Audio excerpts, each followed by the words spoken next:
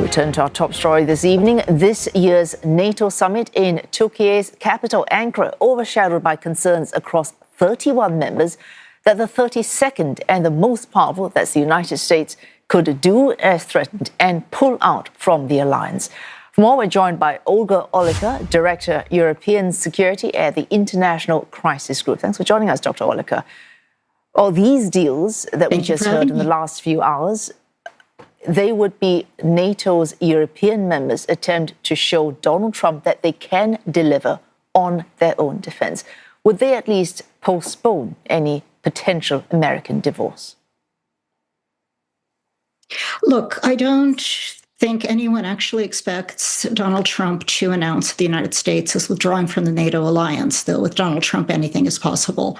But you are very much correct that these statements about higher defense spending, these announcements of major armaments deals, purchases by Canada and European members of NATO are an effort to show the US president and indeed their own countries that they are stepping up and they're reducing their dependence on the United States.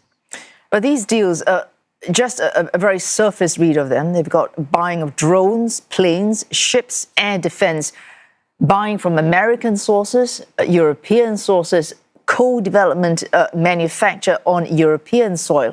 A lot is being covered. What are they exactly addressing? So a lot of this is about ensuring that European countries can point to increased capabilities, and Canada as well, buying new submarines. But some of it is replacing aging systems. For instance, the NATO AWACS early warning radar aircraft that are going to be purchased from Saab now instead of Boeing.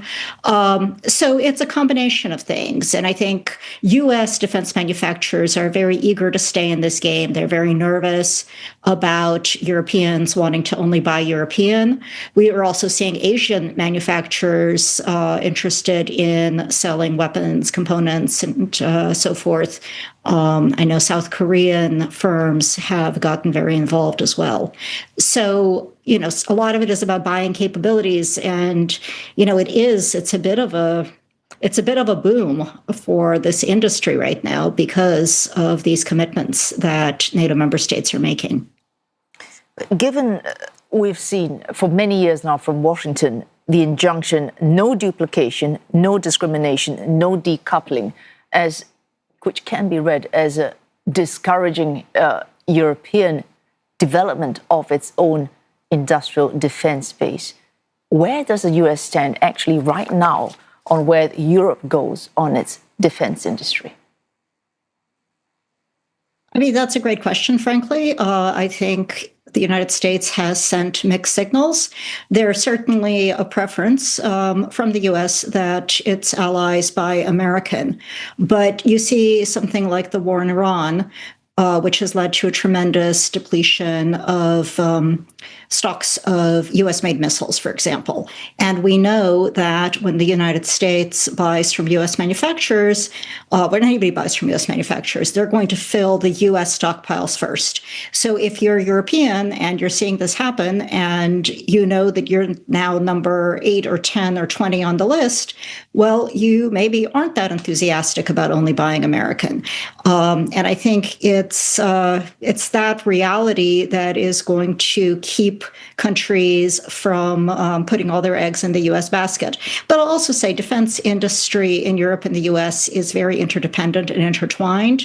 So a lot of, in a lot of cases, the system appears to be built by one company, but components are going to be produced by another. So it's not as simple as you pick one and stick with it. The US contribution to NATO defense goes far beyond just hardware, that software as well. Absolutely. So the way the NATO alliance was set up and the way it has operated for decades is that the United States puts a lot of money, a lot of people, and leadership in. And what it gets is that it gets to run the show to a large extent. So if it's putting less in, then the question is, well, how does the show even work? Because that means that the way that NATO has planned has been around the U.S. way of war. And if there's less U.S., even if you keep the U.S. commanders, there's no evidence that, for instance, there's going to be a shift in the Supreme Allied Commander of the alliance not being American. But even if that person is still American, the way you would fight with a lot less Americans, a lot less American weapons, is going to be different. And I think this is a challenge that the alliance is grappling with right now.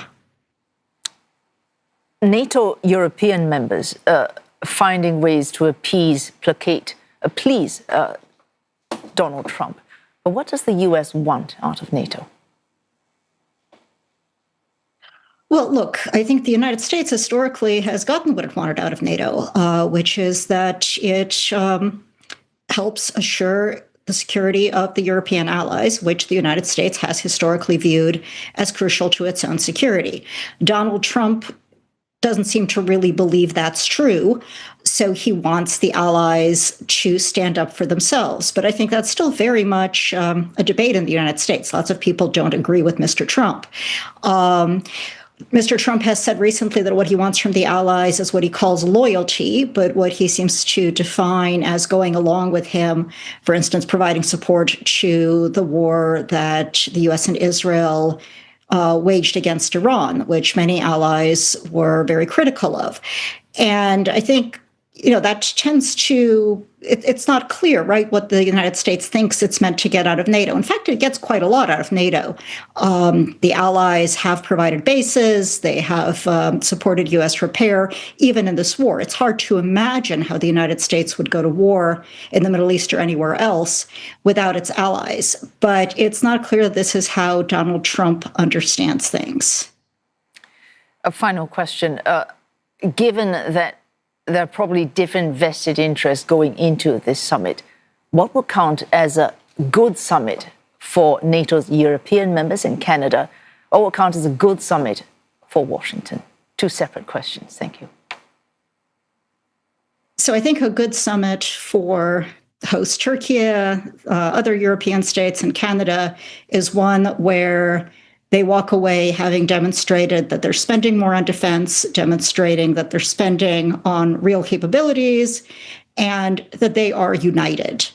For the United States, I think it really depends who you ask what is a good summit. I think, in principle, the same thing would be in U.S. interests. Just how Donald Trump chooses to take the opportunity of being in a meeting with all of the other NATO leaders is a different question, and one I have a harder time answering. Oh, thanks. Dr. Olga Oliker, Director, European Security at the International Crisis Group. Thanks for joining us this evening.